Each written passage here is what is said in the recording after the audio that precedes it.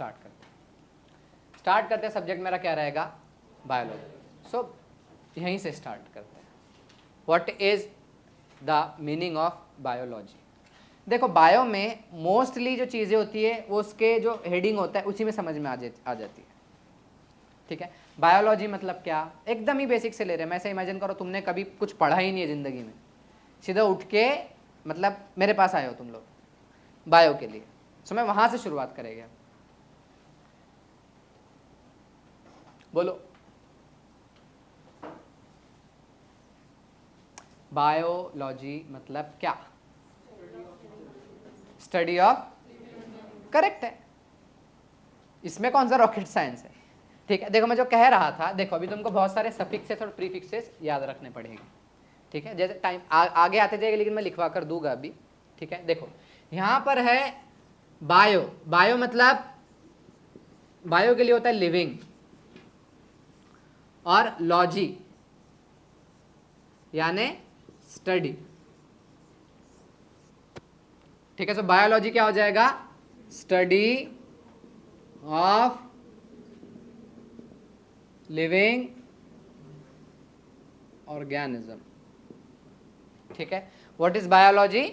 Study of living organism. Bio मतलब living. देखो हाँ, लिखने के लिए मैं टाइम दूंगा, ठीक है, तो लिखना बंद करो। बायो मतलब लिविंग, बोलो बायो मतलब लिविंग। हाँ, ऐसे आएगा आएगा, धीरे धीरे आएगा। और लॉजी मतलब study. So what is the meaning of biology? Study of living organism. बढ़िया, बहुत जल्दी सीख रहे हो तुम लोग।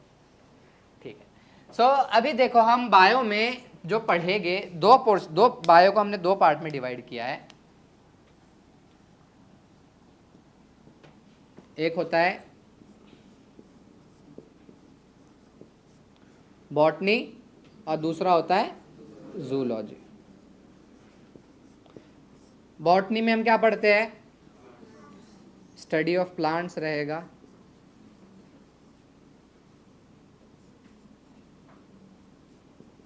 और जूलॉजी में स्टडी ऑफ एनिमल्स रहेगा।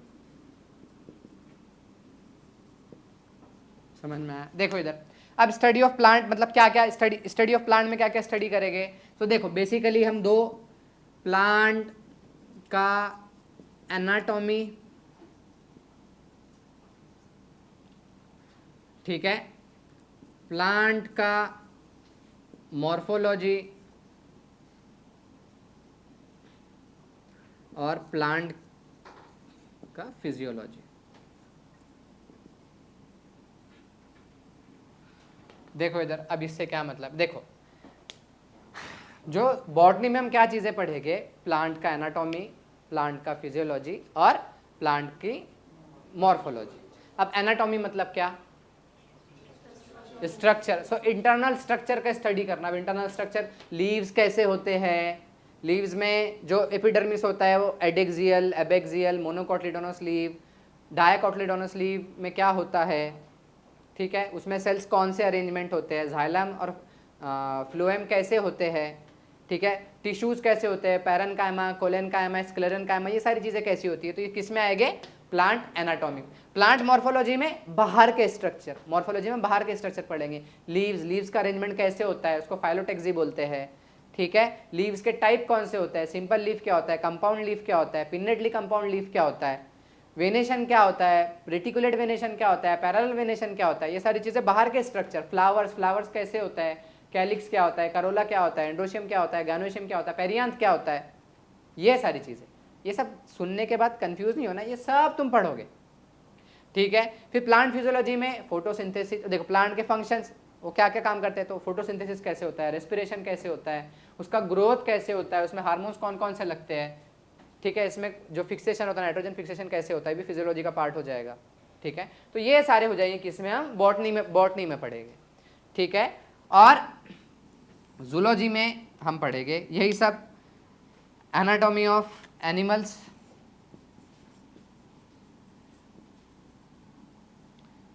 फिजियोलॉजी, क्या, anatomy and physiology of animals plus classification, ठीक है, दोनों में क्लासिफिकेशन भी आएगा। सो अभी स्टडी ऑफ एनिमल्स में एनाटॉमी, तो ह्यूमंस में अगर देखा जाए तो उसका एनाटॉमी कैसा है, डाइजेस्टिव सिस्टम कैसा है, एक्सक्रीटरी सिस्टम कैसा है, किडनी का पोजीशन क्या है, यूरेटर्स का पोजीशन क्या है, ब्लैडर कहाँ होता है, ठीक है, फिर बोन्स कैसे होते हैं, बोन्स कितने होते हैं, मसल्स कौन से होते हैं, तो ये सारी चीज़ें, ब्रेन कैसे कहाँ पर होता है, या फिर जो ग्लैंड्स होते हैं, ग्लैंड्स, एडिनल ग्लैंड कहाँ होता है, उसका एनाटॉमी क्या है, उसके स्ट्रक्चर कौन से होते हैं, पिट्यूटरी ग्लैंड कैसे होता है, उसका डिवीजन कैसे होता है, एडिनो हाइपोफाइसिस, न्यूरो हाइपोफाइसिस, ये सारी चीज़ें हम किस में पढ़ेंगे, एनाटॉमी में। और फिजियोलॉजी में फंक्शनिंग पढ़ेंगे, फंक्शनिंग कैसे, फंक्शनिंग जैसे डाइजेशन कैसे होता है, सर्कुलेशन कैसे होता है, यूरिन कैसे बनता है, ठीक है, एक्सचेंज जो हम बोलते हैं ना, we breathe in oxygen and breathe out carbon dioxide, तो exchange of gases between blood कैसे हो रहा है, ब्लड में कैसे ऑक्सीजन जाता है, टिश्यूज से कार्बन डाइऑक्साइड होकर लंग से कैसे बाहर निकलता है, ठीक है, हम जो चल रहे हैं, मूवमेंट कैसे हो रहा है, ठीक है, ये सारी चीजें किस में आएंगे, बॉडी के फंक्शंस यानी फिजियोलॉजी में, ठीक है। तो ये सब पढ़ना रहेगा हमें 11th एंड 12th में बायोलॉजी में, ठीक है। हम चैप्टर वाइज बढ़ेंगे आगे, ठीक है, हम चैप्टर वाइज बढ़ेंगे और हर एक चैप्टर को, हर एक कंसेप्ट को प्रॉपरली देखेंगे, कंसेप्चुअल अप्रोच रखेंगे। समझ में आया? कुछ चीज़ें ऐसी होगी जहाँ पे हम रोड मैप की तरह एक ऐसे दिखता है हमें कि हाँ एक पूरा एकदम साइंटिफिकली, एक हिस्टोरिकली, एक हिस्ट्री जैसे एक रोड मैप स्टोरी मूड में पढ़ेंगे, ठीक है। कहाँ पर कहीं कुछ जगह पर हमें कुछ न्यूमोनिक से हम कुछ चीज़ें याद रखेंगे, कुछ चीज़ों को हम नंबरिंग से याद रखेंगे, ये सारी चीज़ें रहेगी, ठीक है। बायोलॉजी बहुत ही ज़्यादा आसान सब्जेक्ट है अगर उसको कंसेप्चुअली अप्रोच किया जाए, ना कि रटने से, ठीक है। सो अभी देखो कुछ चीज़ें यहाँ पर, ठीक है, इतना समझ में आया, ठीक है। व्हाट इज बायोलॉजी, बोलो, study of living organism, study of living organism, ठीक है। फिर बायो मतलब लिविंग, लॉजी मतलब स्टडी, ठीक है। सो अभी बॉटनी और उसमें बायोलॉजी में हम कितने पार्ट पढ़ते हैं, दो, पहला जोर से बोलो, पहला बॉटनी, दूसरा जूलॉजी। बॉटनी में हम क्या पढ़ेंगे, स्टडी ऑफ प्लांट, जूलॉजी में स्टडी ऑफ एनिमल्स, ठीक है। फिर जो स्टडी ऑफ प्लांट्स, इसमें क्या क्या पढ़ेंगे हम, plant anatomy, plant morphology, plant physiology. यहाँ पर प्लांट एनाटॉमी, प्लांट, अरे इधर एनिमल्स है ना, तो animal anatomy and animals physiology, ठीक है। ये नहीं भी याद रहा तो भी चलेगा, ये एकदम ही बेसिक ले रहा हूँ मैं तुमको, सिर्फ एक ओवरऑल आइडिया दे रहा हूँ क्या पढ़ना है आगे चल के, पूरे इसमें पूरे 2 सालों में क्या पढ़ना है। समझ में आया यहाँ तक के सबको, क्लियर है, चीज़ें क्लियर है, ठीक है। अभी देखते हैं, देखो कुछ इंपॉर्टेंट टर्म्स होते हैं,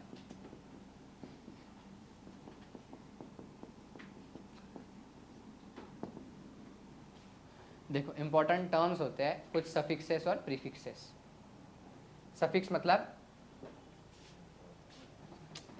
मतलब बाद में जो लगता है, और प्रीफिक्स जो पहले लगता है। सो कुछ सफिक्सेस और प्रीफिक्सेस आते हैं जिसका तुम्हें, लिखो मत मैडम, रुको मिलेगा, टाइम मिलेगा, ठीक है, जिससे तुम्हें टर्म्स को समझने में आसानी होती है। और कुछ चीज़ें जैसे लॉजी मतलब स्टडी, सो अगर हिपैटो मैं बोल दूँ, हिपैटोलॉजी मतलब, कार्डियोलॉजी मतलब स्टडी ऑफ हार्ट, कार्डियो मतलब कार्डियक मतलब हार्ट। सो ऐसे सारे टर्म्स और ऐसे सारे सफिक्सेस और प्रीफिक्सेस में तुमको कुछ लिखा कर देता हूँ जो आगे चल कर आएंगे, ठीक है। एक एक करके हम बढ़ते हैं, ठीक है। ये एक ओवरऑल तुम्हारा एक बेस मैं बना रहा हूँ, ठीक है। किसको अगर नहीं समझ में आ रहा कि मैं क्या पढ़ा रहा हूँ, बुक में तो नहीं दिख रहा है कहाँ पढ़ा है, कौन सा चैप्टर पढ़ा रहे हैं, मैं एक तुम्हारा एक बेस क्रिएट कर रहा हूँ, ठीक है। सबको एक जो अपना रजिस्टर है वो मेंटेन करके चलना है, और उसमें नोट्स बनाने हैं और एनसीईआरटी पढ़ना है, ठीक है। सो जो देखो, सबसे पहले कहीं पर भी अगर सफिक्स लॉजी आ जाए उसका मतलब क्या होगा, स्टडी, ठीक है। अब कुछ होते हैं टर्म्स, देखो गैस्ट्रिक, गैस्ट्रिक के मानी क्या होता है, स्टमक। सो गैस्ट्रोलॉजी यानी, हाँ, और गैस्ट्रोलॉजिस्ट मतलब जो, हाँ, स्पेशलिस्ट है जो कि स्टमक के डिसीज से ट्रीट करता है, स्टमक के डिसीजेस को ट्रीट करता है, ठीक है। तो गैस्ट्रिक का मतलब क्या होता है, स्टमक। फिर हिपैटो, हिपैटो का मतलब होता है लिवर, ठीक है। फिर आता है एंट्रॉन, इसका मतलब होता है स्मॉल इंटेस्टाइन। समझ में आया, ठीक है। देखो इधर, लॉजी मतलब स्टडी, गैस्ट्रिक मतलब स्टमक। अब देखो हम बोलते हैं गैस्ट्रिक अल्सर हुआ है, मतलब वो जो अल्सर हुआ है कहाँ पर है, स्टमक में, पेट में, सही है, ठीक है। हम पेट को ऐसा समझते हैं कि पूरा एरिया है, लेकिन वो स्टमक होता है सिर्फ एक छोटे से पोर्शन में होता है, ठीक है। फिर हिपैटो मतलब लिवर, एंट्रॉन मतलब स्मॉल इंटेस्टाइन, ठीक है। फिर ऑप्थाल्म मतलब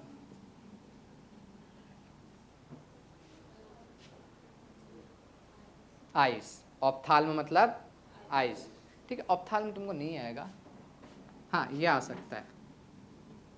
ऑस्टियो मतलब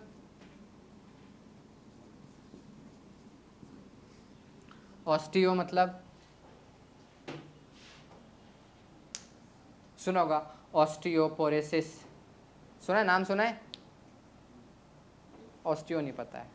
ऑस्टियो का मतलब होता है बोन्स, क्या होता है, ऑस्टियो। तो अब ऑस्टियोपोरोसिस यानी बोन्स का क्या होना, पोरोसिस होना, पोर्स होना, उसको हम बोलते हैं ऑस्टियोपोरोसिस।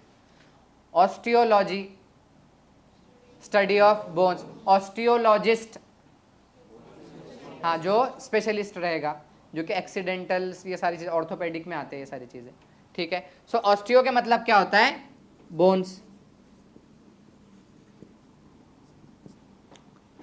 ठीक है। अब एक और इंपॉर्टेंट होता है, वो होता है आर्थ्रो, या ये पता रहेगा तुम लोगों को। आर्थ्रो मतलब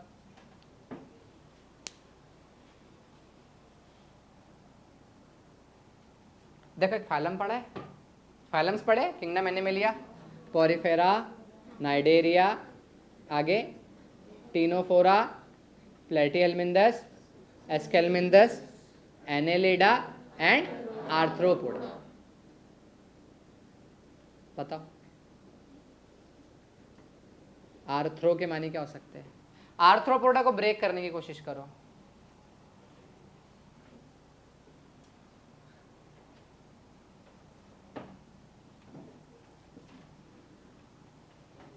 हाँ नहीं, अपेंडेजेस मतलब पोडा, मतलब सूडोपोडिया, सूडो मीन्स फॉल्स और podia means, poda means feets, तो फॉल्स फीट्स होते हैं किसमें, सूडोपोडिया, और ये किसमें होता है, अमीबा में, पढ़ा है सूडोपोडिया, अमीबा। तो पोडा मीन्स क्या हो रहा है, अपेंडेजेस या लेग्स, ठीक है। सो आर्थ्रोपोडा, या उससे तुम समझ सकते हो अगर याद हो तो, ठीक है। आर्थ्रो के मानी होते हैं जॉइंट्स, आर्थ्रो के मानी क्या होते हैं, जॉइंट। सब बोलो आर्थ्रोपोडा मतलब क्या, क्या, तो अरे आर्थ्रो मतलब जॉइंट्स और पोडा मतलब अपेंडेजेस, तो आर्थ्रोपोडा में क्या होते हैं, जॉइंटेड अपेंडेजेस। पढ़ा है आर्थ्रोपोडा मीन्स उनमें क्या होता है, जॉइंटेड अपेंडेजेस। मैंने क्या कहा है कि बहुत सारी चीजें तुम्हें सिर्फ और सिर्फ डेफिनेशन में ही मिल जाएगी, जो उसका टर्म होता है उसी में चीजें मिल जाती है, उसमें तुमको सिर्फ समझना होता है, ठीक है। सो अब मैं बोलूँ आर्थ्रोलॉजी, स्टडी ऑफ जॉइंट्स, ये जो जॉइंट होते हैं, ये जॉइंट होता है shoulder joint, elbow joint, wrist joint, ये सारे क्या जॉइंट्स है तुम्हारे, है ना। ये रिस्ट जॉइंट होता है, ये एल्बो जॉइंट होता है, और ये शोल्डर जॉइंट होता है, ठीक है। Head, shoulder, knees and toes, ठीक है, इतना तो पता ही है। सो ये सारे क्या जॉइंट्स है। अब इनमें बोन्स का आर्टिकुलेशन कैसे हो रहा है, कौन कौन से लिगामेंट है, फिर अगर फ्रैक्चर हो रहा है तो कहाँ से जॉइंट का डिसलोकेशन हुआ है, अगर जॉइंट डिसलोकेशन है, तो ये सारी चीजें किस में आएगी, आर्थ्रोलॉजी में। और जो ये सब चीजों से डील करते हैं उसको हम क्या बोलेंगे, आर्थ्रोलॉजिस्ट। समझ में आया, इसीलिए सारी की सारी टर्म्स जरूरी है, ठीक है। एक आता है स्यूडो, सूडो मीन्स फॉल्स। जैसे सूडोपोडिया, समझ में आया? सूडोपोडिया आता है ना, मतलब फॉल्स फीट किस में देखा था? अमीबा में। दुनिया की सबसे ज्यादा आसान डायग्राम, कुछ भी बनाओ अमीबा बन जाएगा, है क्या नहीं? सो ये क्या होगा तुम्हारा, इसमें सूडोपोडिया होता है अमीबा में, ठीक है। और क्या होता है बताओ?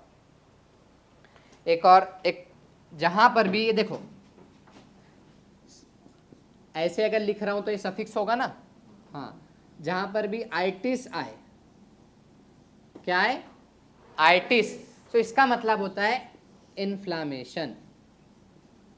इन्फ्लामेशन मतलब कितने बच्चों को इन्फ्लामेशन मतलब नहीं पता है? इन्फ्लामेशन क्या होता है? इन्फ्लामेशन मतलब सूज जाना। मक्खी ने काटे के शहद की मधुमक्खी से सूज जाता है, जरा सा पूरा से बाहर निकल के ऐसा चलता है, उसकी आंख बंद हो रही है, प्रोनाउंसिएशन सही से निकल रही है, तो वो इन्फ्लामेशन होता है। तुमको कभी कुछ लग जाए तो कैसे सूज जाता है जल्दी से, या फिर ऐसे कुछ जिसको मुरगड़ना बोलते हैं, मुड़ गया है, ट्विस्ट हो गया है, मराठी में बोलते हैं, ठीक है। सीख रहा हूँ मैं तुम लोगों के लिए मराठी, कुछ दिन में हो जाऊंगा मैं मराठी में एक्सपर्ट। सो इसको हम क्या बोलते हैं? इन्फ्लामेशन। सो अब कहीं पर भी अगर सफिक्स आइटिस आ जाए, मतलब क्या? Inflammation. Hepatitis, inflammation of gastritis, inflammation of stomach. Nephritis, inflammation of nephron. समझ में आया? ठीक है। सो समझ में क्यों मैं पढ़ा रहा हूं? आगे चल के बायोलॉजी तुमको पढ़ने में इजी जाएगा, ठीक है। जहां पर भी सफिक्स आइटिस आए मतलब क्या? इन्फ्लामेशन। जहां पर भी सूडो आए मतलब क्या? फॉल्स। जहां पर भी आर्थ्रो मतलब क्या? जॉइंट्स। ऑस्टियो मतलब बोन्स। एंट्रॉन मतलब हिपैटो मतलब गैस्ट्रिक मतलब, और लॉजी मतलब जहां पे लॉजी क्या? सफिक्स है, ठीक है। समझ में आ रहा है सबको? What is biology? Study of living organism. Bio मतलब, लॉजी मतलब, and hence the definition is study of living organism. Biology में हम कितने पार्ट पढ़ने वाले हैं? 2। पहला है बॉटनी, दूसरा है बॉटनी में हम क्या पढ़ेंगे?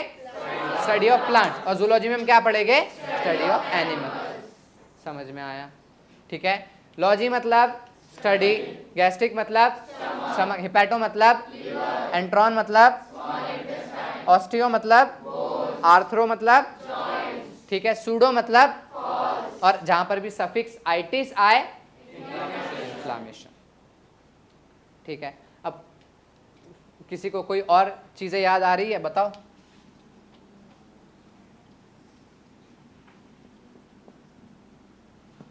हाँ,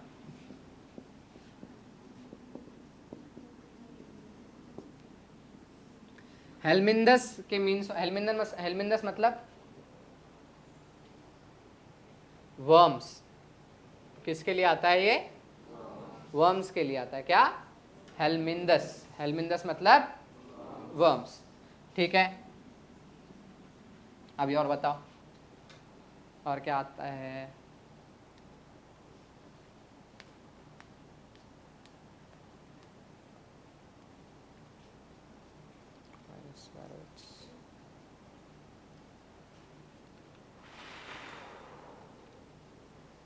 हाँ, एक प्रीफिक्स होता है, तुम एंजाइम्स वगैरह के इसमें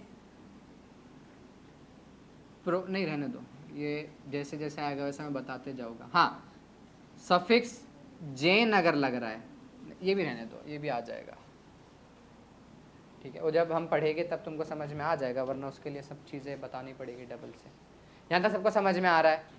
ठीक है। तो ये सारे के सारे क्या हो गए तुम्हारे इंपॉर्टेंट टर्म्स हो गए। अभी इसके लिए थोड़ी जगह छोड़ो, जैसे जैसे नए नए आते जाएंगे मैं तुमको बताते जाऊंगा, ठीक है। और कुछ वैसे मैं लिखा देता हूँ। नेफ्रो मीन्स, ये किडनी के लिए डिनोट होता है, ठीक है।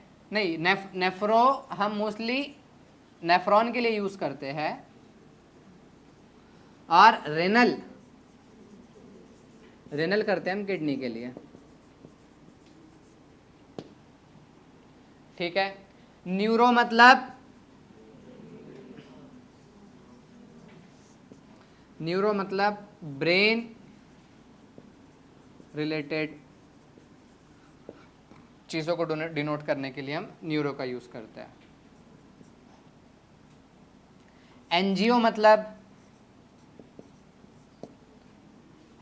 एनजीओ कार्डियक, सुना है? एंजियोग्राफी हुई है, एंजियोप्लास्टी सुना है? किसमें करते हैं एंजियोग्राफी एंजियोप्लास्टी? नहीं पता? एनजीओ मतलब, एनजीओ के मानी होते हैं वेसल्स। एनजीओ के मानी क्या होते हैं? वेसल्स। देखो अभी मैं बताता हूं, जो तुम दोनों वर्ड्स जो बोलते हो ना, एंजियोग्राफी एंजियोप्लास्टी, सुना है? एंजियोग्राफी और एंजियोप्लास्टी, ये जो दो वर्ड्स है,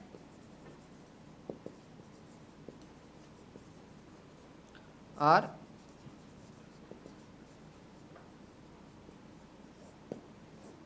ठीक है, ये किसमें करते हैं? Patient with MI, myocardial infraction, और अदर चीज़ों में भी किया जाता है।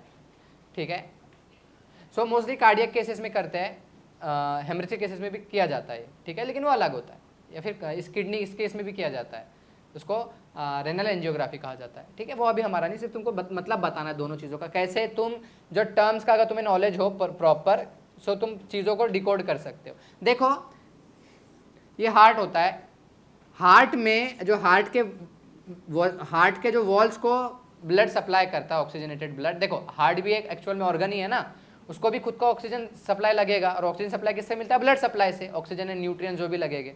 सो वो किससे मिलता है? किससे मिलता है?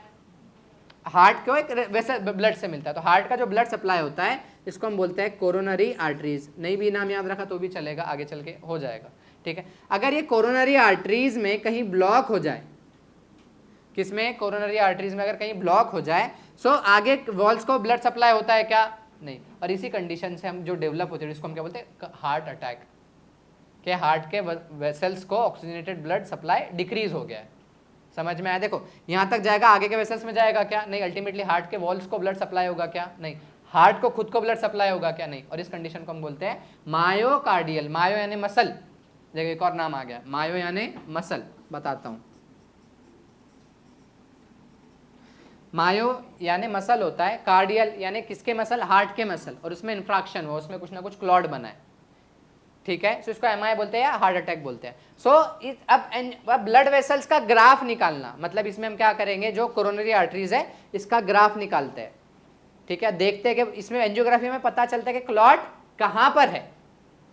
ठीक है, और एंजियोप्लास्टी में हम क्या करते हैं, जो क्लॉट, जो जहां पर क्लॉट है जिस वेसल में, वहां पर हम क्या करते हैं, किस तरीके, अब देखो क्लॉट होने की वजह से वेसल का ल्यूमेन ऐसा हो जाएगा, बारीक हो जाएगा, तो यहाँ पर एक स्टेंट डाल देते हैं, और उसको ऐसे ओपन करके रखता है, एक बलून जैसे, एक रिंग जैसे होती है छोटी सी, जो कि उसको ऐसे ओपन करके रखती है। इसको हम क्या बोलते हैं? एंजियोप्लास्टी। तो एंजियो मतलब क्या? वेसल, और उसका ग्राफ निकाल रहे हैं, चेक कि कहाँ पर ये हुआ है, क्लॉट है, एग्जैक्ट लोकेशन कहाँ है, कौन सी ब्रांच में हुआ है, ये सारी चीज़ें। उसको हम, वो किसके थ्रू होगा? एंजियोग्राफी के थ्रू। तो समझ में आ रहा है? दोनों वर्ड्स तुम समझ पा रहे हो अभी? एंजियोग्राफी मतलब क्या, एंजियोप्लास्टी मतलब क्या? ठीक है, समझ में आया? एंजियो यानी वेसल, कार्डियक यानी हार्ट, और मायो यानी मसल। क्या? मायो यानी मसल। सो जैसे मायोकार्डियम, मतलब मायोकार्डियम मतलब मसल्स ऑफ हार्ट। समझ में आया? क्लियर है यहाँ तक के? ठीक है, ठीक है। तो ये इंपॉर्टेंट टर्म्स है, इसमें कुछ और लाइंस छोड़ देना, जैसे जैसे आते जाएगा वैसे वैसे मैं तुमको लिखाते जाऊँगा, जैसे जैसे मतलब यहाँ पर आएगा, पढ़ाते वक्त आएगा। ठीक है, हाँ एक और चीज़, साइटो, साइटो मतलब होता है सेल के, साइटो मतलब सेल। समझ में आया? ठीक है, लिखो, रुको 2 मिनट, एक बार और थोड़ा सा क्विक रिवीजन दो फिर लिखो। बताओ, बायोलॉजी मतलब स्टडी ऑफ लिविंग ऑर्गेनिज्म। इसमें हम कितने पार्ट पढ़ेंगे? 2। पहला बॉटनी, दूसरा जूलॉजी। बॉटनी में हम क्या क्या पढ़ेंगे? स्टडी ऑफ प्लांट, इसमें plant anatomy, plant morphology, plant physiology और प्लांट क्लासिफिकेशन, वो अलग, ठीक है, वो पूरा बायोलॉजिकल क्लासिफिकेशन अलग ही चैप्टर रहेगा। फिर जूलॉजी, जूलॉजी में स्टडी ऑफ एनिमल्स, इसमें animal anatomy and animal physiology और क्लासिफिकेशन। ठीक है, क्लासिफिकेशन दोनों में कॉमन पॉइंट आएगा। फिर इंपॉर्टेंट टर्म्स हम देख रहे हैं, उसमें सबसे पहले देखा लॉजी, कहीं पर अगर सफिक्स लॉजी लगे मतलब स्टडी, हिपैटोलॉजी मतलब स्टडी ऑफ लिवर, कार्डियोलॉजी मतलब गैस्ट्रोलॉजी मतलब, ठीक है, गैस्ट्रो मतलब, हिपैटो मतलब, एंट्रॉन मतलब, ऑस्टियो मतलब, आर्थ्रो मतलब, सूडो मतलब, आइटिस मतलब, आइटिस क्या एक सफिक्स है, जहां पर भी आइटिस सफिक्स है तो सफिक्स आएगा नेफ्राइटिस, गैस्ट्राइटिस, हेपेटाइटिस, ये सारी चीजें किसको, सेल्फिंजाइटिस, ये सारी चीजें किसको डिनोट करेगी, इन्फ्लामेशन को, ठीक है। हेलमिंदस यानी नेफ्रो मीन्स नेफ्रॉन्स, ठीक है। रेनल मतलब न्यूरो मतलब ब्रेन रिलेटेड, एंजियो मतलब वेसल्स, कार्डियक मतलब हार्ट, मायो मतलब और साइटो मतलब, समझ में आया, किसी को कोई डिफिकल्टीज यहाँ तक के, ठीक है, लिखो इसको, क्लोज बंद कर दो, स्टॉप करो, क्लियर है सबको यहाँ तक, ठीक है। सो बताओ what is biology, study of living organism, ठीक है। हम इसमें कितने पार्ट करते हैं, बेसिकली दो, कौन कौन से, बॉटनी एंड जूलॉजी, बढ़िया।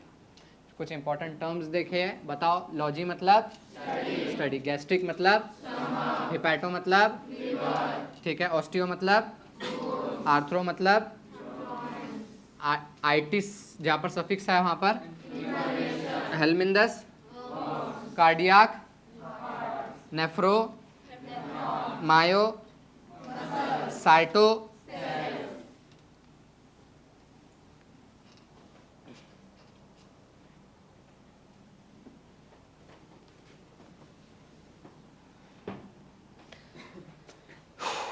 समझ में आया, ठीक है। अभी देखते हैं, आगे बढ़ते हैं, जो तुम लोगों ने क्या पढ़ोगे, बोलो क्या पढ़ा हुआ,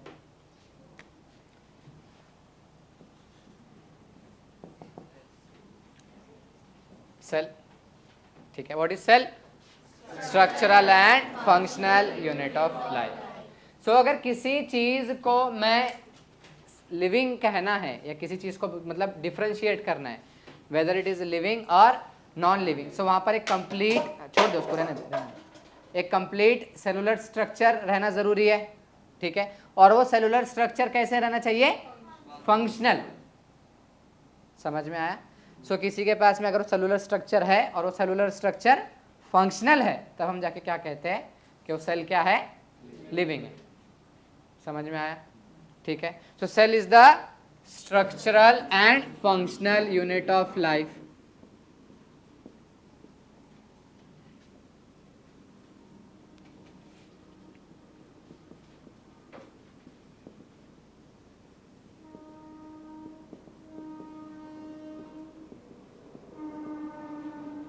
समझ में आया। अब देखो, लास्ट बेंच, इतने से हो तुम, इतने से यहां से लेके वहां तक की सब पे नजर रहती, कौन क्या कर रहा है क्या नहीं कर रहा, ठीक है, ठीक है। देखो अब सेल के अकॉर्डिंग ऑर्गेनिजम्स के दो टाइप हो जाएंगे, मतलब क्या, इसका मतलब क्या हो रहा है, सेल के अकॉर्डिंग ऑर्गेनिज्म के दो टाइप हो जाएंगे।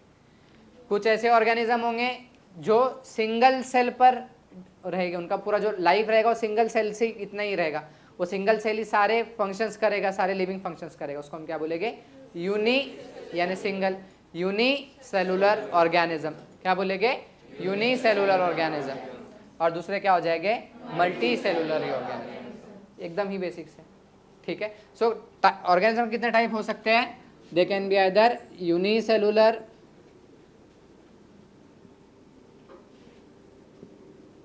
ऑर्गेनिज्म और मल्टी सेलुलर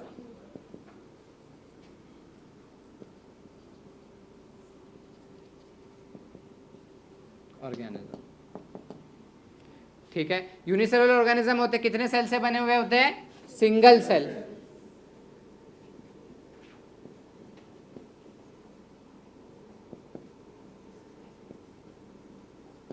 और multicellular organism are composed of more than one cell,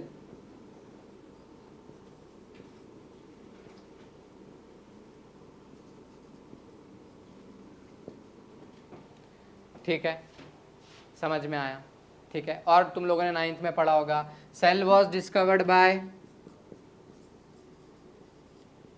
बोलो, गले में आवाज है, गुड, किसने, रॉबर्ट हुक ने। Cell was discovered by Robert Hooke, ठीक है। और nucleus was discovered bye,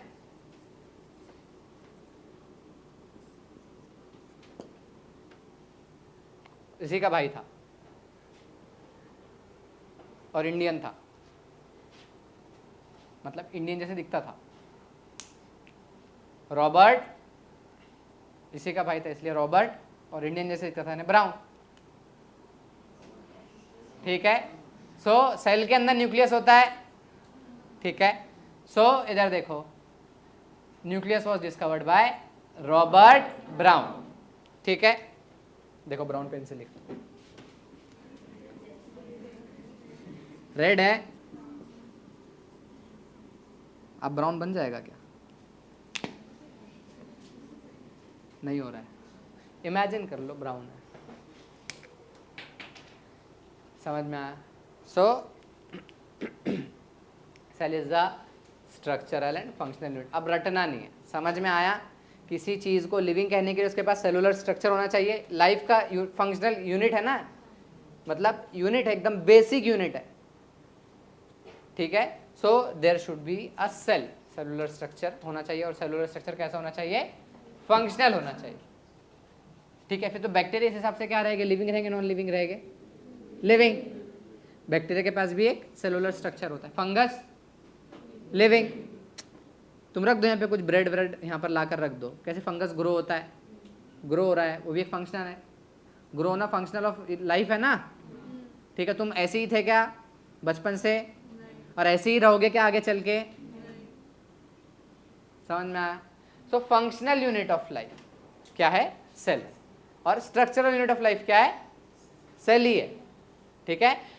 so organism के दो टाइप हो सकते हैं, they can B other unicellular organism और मल्टी सेलुलर। अब देखो यूनिसेलुलर कंपोज ऑफ, इसका क्या हो जाएगा एग्जांपल, हाँ, अमीबा,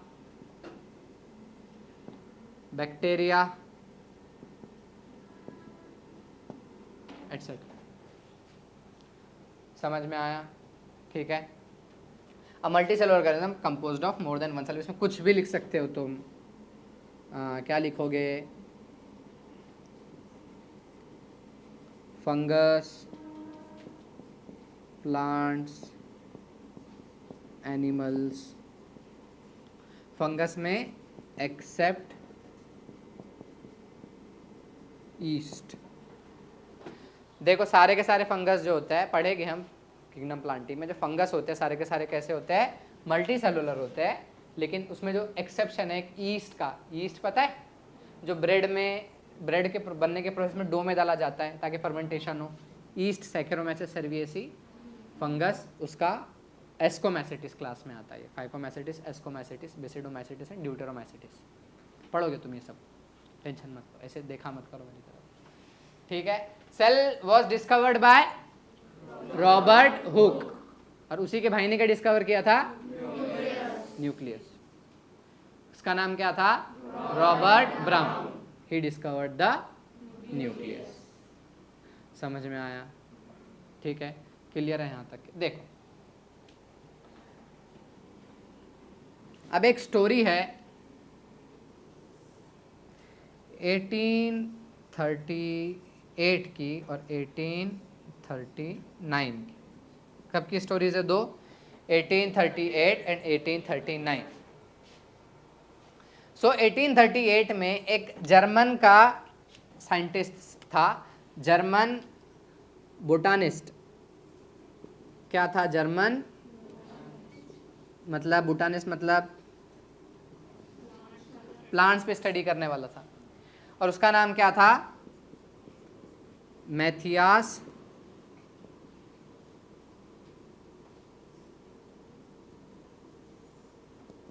शिल्डीन। क्या नाम था, मैथियास शिल्डीन। क्या था वो, कहाँ से था वो, he was from Germany and by profession he was a botanist. उसका नाम क्या था, मैथियास शिल्डिन। अब ये बुटानिस्ट किसको स्टडी करेगा, तो इसने बहुत सारे प्लांट्स पर स्टडी किए और उसने क्या एक कंक्लूजन निकाला कि सारे के सारे जो प्लांट्स है वो किससे बने हुए हैं, सेल से बने हुए। ठीक है, और फिर 1839 में एक ये था इंग्लैंड से, 1839 वाला जो साइंटिस्ट था वो कहां से था, इंग्लैंड से। सो इंग्लैंड मतलब ब्रिटिश, ब्रिटेन, ब्रिटिश, ये इंग्लैंड के दूसरे नाम है। सो ही वॉज फ्रॉम ब्रिटेन या ही वॉज ब्रिटिश, ठीक है, एंड ही वॉज, ये बोटानिस्ट, ये वाला क्या रहेगा, जूलॉजिस्ट। और इसका नाम क्या था, थियोडोर, बोलो थियोडोर शॉन। क्या नाम था, थियोडोर शॉन। सो देखो इधर 1838 में जर्मन बोटानिस्ट मैथियास शिल्डीन ने प्लांट्स पे स्टडी किया और कंक्लूजन उसने ये निकाला कि सारे के सारे जो प्लांट्स होते हैं those are composed of cells. ठीक है, फिर बाद में 1839 में ब्रिटिश जूलॉजिस्ट थियोडोर शॉन, ठीक है, he studied on various animal tissues and concluded that all animal cells are made up of cells. ठीक है, और फिर उसने यही जो शॉन है इसने देखा कि प्लांट सेल्स में एक बाहर एक एक्स्ट्रा कवरिंग होती है, उसको उसने नाम दिया सेल वॉल। सो प्लांट सेल में सेल वॉल प्रेजेंट होती है और वाइल एनिमल सेल में सेल वॉल प्रेजेंट नहीं होती है। और फिर शिल्डीन और शॉन दोनों ने मिलकर एक थ्योरी प्रपोज की और उसको कहा जाता है सेल थ्योरी। तो cell theory was proposed by Matthias Schleiden and Theodor Schwann.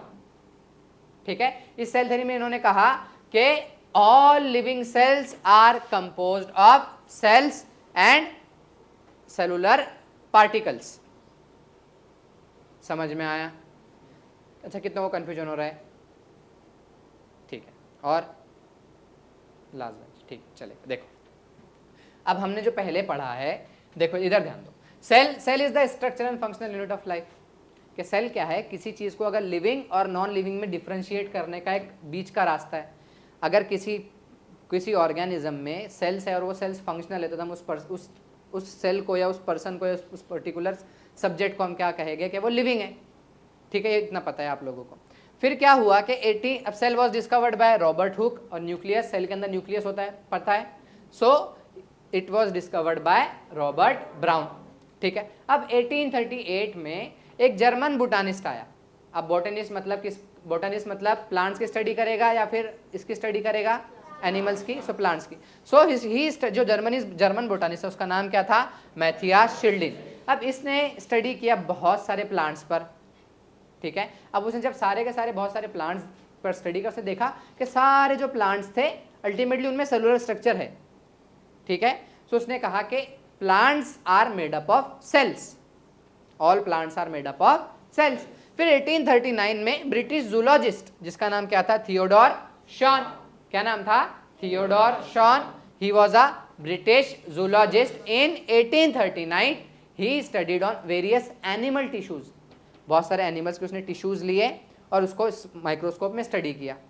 ठीक है, जब स्टडी किया तो उसने पाया कि जो एनिमल टिश्यूज है वहां पर भी क्या है, वो भी सेल से बने हुए।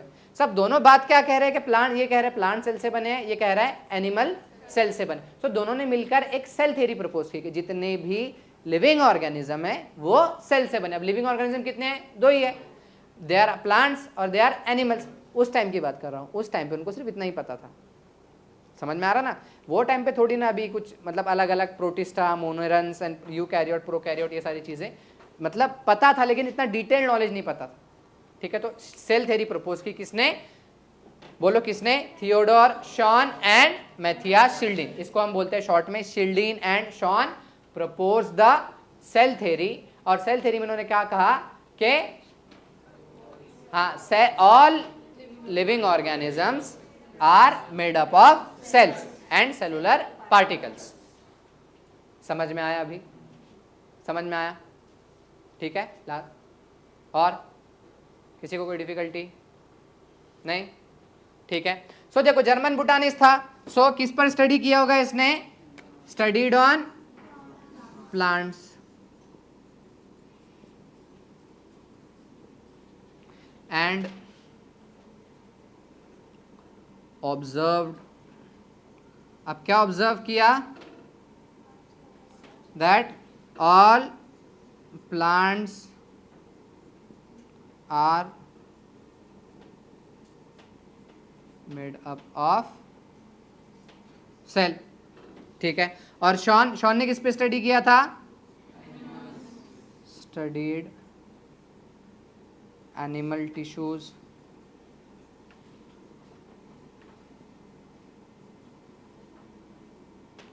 and observed that all animals are made up of, बोलो, सेल्स। समझ में आया? यहाँ तक सबको स्टोरी समझ में आ रही है? सेल का डिस्कवरी रॉबर्ट हुक, न्यूक्लियस का डिस्कवरी रॉबर्ट ब्राउन। 1838 में Matthias Schleiden, he was a German botanist and studied on various animal plants tissues. और उसने प्लांट पर जब स्टडी किया तो इसने क्या पाया कि सारे के सारे जो प्लांट्स होते किससे बने होते हैं? सेल से बने हुए थे। फिर 1839 British zoologist Theodore Schwann, he studied on various animal tissues and observe that all animals are made up of cells. समझ में आया? क्लियर है इतना? ठीक है। और फिर क्या हुआ? टुगेदर इन दोनों ने मिलकर क्या प्रपोज किया? Cell theory. So together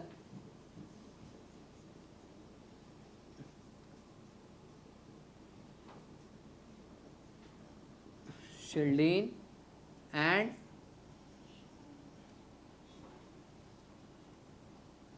Shawn proposed what? Cell theory.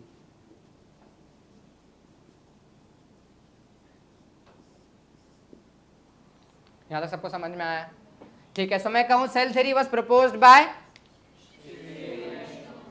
सही है, लेकिन बोलो ना, कॉन्फिडेंट, तुम्हारे आंसर्स में कॉन्फिडेंस होना चाहिए। ठीक है। Cell theory was proposed by Schleiden and Schwann. ठीक है। शिल्डीन का पूरा नाम Matthias Schildin. He was a German botanist. He studied on plant tissues in 1838 and found out that all plants are made up of cells. ठीक है। Schon's full name was Theodore Schon. He was a British zoologist. He was a zoologist and he was from Britain or England. He was a British zoologist and he studied on various animal tissues in 1839 and observed that all animal cells are made up of cells. ठीक है। फिर दोनों ने मिलकर क्या propose किया? Together, हाँ, तो together Schleiden and Schwann propose cell theory. Clear है? समझ में आया यहाँ तक के? कुछ रटने जैसा है? तुमको कंसेप्चुअली अप्रोच करना है। ठीक है। Cell was discovered by Robert Hooke, nucleus was उसी का भाई था और इंडिया से था। ठीक है। मतलब एक्चुअल में इंडिया से नहीं था। ठीक है। सो रॉबर्ट ब्राउन ने क्या डिस्कवर किया? Nucleus. Cell theory was given by Schwann and Schleiden, Schleiden and Schwann, potato एक ही चीज है। समझ में आया?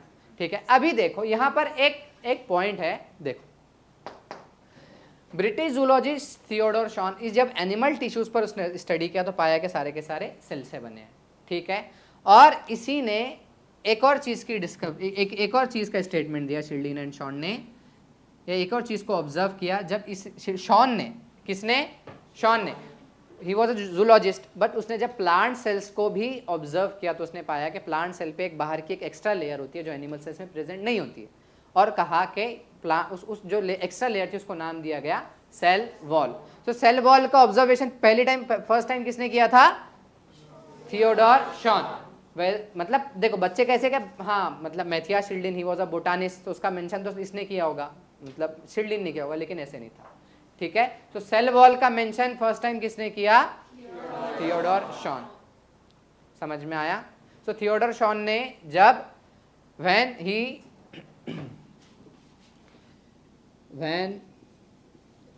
he observed plant cells,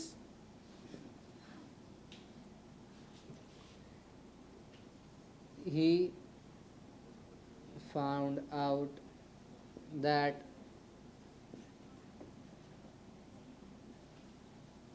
there is extra layer in plants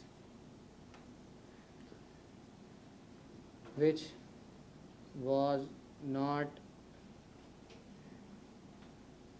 present in animals. बोलो, when he observed plant, देखो इस जब शॉन ने प्लांट सेल्स में ऑब्जर्व किया, उसने पाया कि वहां पर एक एक्स्ट्रा लेयर प्रेजेंट है, किसमें? प्लांट सेल्स में, जो कि एनिमल सेल्स में प्रेजेंट नहीं थी, and named it as a cell wall. ठीक है, ये एक पॉइंट है जो कि बच्चे कंफ्यूज होते हैं। was not present in animal and named it as cell wall. सो तुमने देखा होगा कि जो वुड होता है, जो प्लांट के इसमें होता है, तुम जो प्लांट सेल्स देखो तो काफ़ी ज़्यादा टफ होते हैं, बिकॉज वहाँ पर सेल वॉल उसको रिजिडिटी प्रोवाइड करते हैं। समझ में आया? और इसी वजह से वो बाकी सारे एक्सट्रीम कंडीशंस में भी सस्टेन कर पाते हैं, विथस्टैंड कर लेते हैं। समझ में आया? So cell theory was proposed by, good, cell theory, देखो पहला पॉइंट क्या होगा? Was proposed by Schwann and, गले में से आवाज निकल, शॉन एंड, ठीक है, इन दोनों के बारे में पता है पूरा उधर। ठीक है, अब cell theory states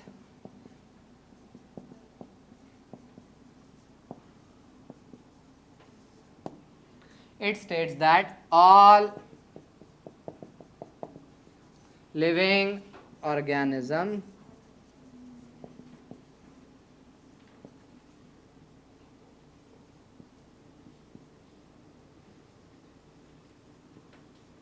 composed of cells and cellular structures। समझ में आया? इन्होंने सेल थ्योरी में क्या कहा कि all living organisms are composed of cells and cellular structure. समझ में आया यहां तक के? ठीक है, अब तुम बताओ इसका ड्रॉबैक, अगर तुम सेल थ्योरी का ड्रॉबैक निकालोगे, सेल थ्योरी क्या चीज एक्सप्लेन नहीं कर पाई?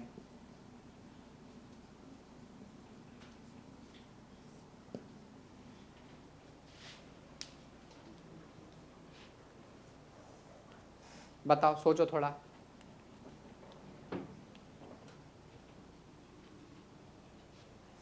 इन्होंने ये तो कह दिया कि सारे के सारे लिविंग ऑर्गेनिज्म सेल से बने हैं, but they were not able to explain के how the new cells are forms. ठीक है, देखो अभी अगर ये वॉल ब्रिक से बनी है, सो अगर मैं यहां से एक ब्रिक निकाल दूं, समझ में आ रहा है? सो वो क्या ब्रिक, तुम आओ तो वापस कल अगर तुम क्लास में आओ तो तुमको वापस न्यूली फॉर्म ब्रिक दिखेगी क्या? नहीं। सो इस वॉल का फंक्शनल स्ट्रक्चरल फंक्शनल यूनिट क्या है? स्ट्रक्चरल यूनिट क्या है? ब्रिक है। सो इसी तरीके से हमारा स्ट्रक्चरल यूनिट क्या है? सेल है। सो अगर हमको कोई इंजुरी हो जाती है, ठीक है, तो मतलब सेल्स क्या हो रहे हैं? कट हो रहे हैं, लेकिन वो इंजुरी वैसी रहती है कि जिंदगी भर वो हील होती है, मतलब वहाँ पे नए सेल्स क्या हो रहे हैं? फॉर्म हो रहे हैं। सो शिल्डिन एंड शॉन ये नहीं बता पाए सेल थ्योरी के अंदर कि नए सेल्स कैसे। देखो अभी अगर कोई थ्योरी दे रहे हैं, कुछ प्रपोज कर रहे हैं, तो सारे एस्पेक्ट कवर होने चाहिए ना उस चीज़ के। तो अगर वो सेल के बारे में कुछ प्रपोज कर रहे हैं तो उन्होंने ये तो बता दिया कि प्लांट्स और एनिमल्स किससे बने होते हैं? सेल से बने होते हैं, बट वो कि ये चीज़ एक्सप्लेन नहीं कर पाए कि नए सेल्स कैसे बन रहे हैं। यहाँ पे अगर मैं हटा रहा हूँ तो नए सेल्स बन रहे हैं ना, ठीक है, तुमको कभी ना कभी तो इंजुरी हुई होगी, खेलते टाइम पे लगा होगा, तुमको घर में कुछ कट करते टाइम पे लगा होगा, मम्मी पापा ने कभी मारे होगे, खून खून निकले तो नहीं मारे होगे, लेकिन ठीक है। सो कभी ना कभी इंजरी हुई है, ठीक है। सो वहाँ पे जो डैमेज होता है वो परमानेंट होता है क्या? नहीं, वो हील अप होता है, ठीक है। छोटे मोटे चीज़ों में हील अप हो जाता है, मतलब नए सेल्स क्या हो रहे हैं? फॉर्म हो रहे हैं। सो वो यही चीज़ एक्सप्लेन नहीं कर पाए कि how the new cells are form, ठीक है। सो ड्रॉबैक क्या हो गया कि they were not able to explain how new cells are form, ठीक है। समझ में आया इतना? ठीक। ड्रॉबैक क्या था? बेसिक्स है ना पूरा, ठीक है। ड्रॉबैक क्या था? They were not able to explain how the new cells are form. देखो इधर, they were not able to explain how the new cells are form. समझ में आए? ठीक है। तो सेल थ्योरी कंप्लीट हुई या इनकम्प्लीट है? यहाँ पर अभी फिलहाल इनकम्प्लीट है। सो फिर एक नया साइंटिस्ट आया जिसने सेल थ्योरी इस ड्रॉबैक को कंप्लीट किया एक स्टेटमेंट देके, और he completed the cell theory. समझ में आया? ठीक है। सो सेल थ्योरी को कंप्लीट करने वाला साइंटिस्ट का नाम था रुडोल्फ विर्चो। क्या नाम था? Rudolf Virchow. एंड इन 1855, कब? 1855 ही प्रपोज्ड अ स्टेटमेंट, और स्टेटमेंट क्या है? ओमनी सेलुला ई सेलुला। इंग्लिश नहीं है ये, ठीक है। देखो, ठीक है, देखो पहले धीरे धीरे बढ़ते हैं आगे। इन बोलो कब? इन 1855, ठीक है। देखो हमने डेट, देखो स्टोरी मोड में जा रहे हैं ना। 1838 1839 में दोनों ने सेपरेटली स्टडी किया, फिर आकर सेल थ्योरी प्रपोज की, उसमें जो ड्रॉबैक था फिर उससे आगे 1855 में कंप्लीट हुआ, ठीक है। तो in 1855 scientist name was Rudolf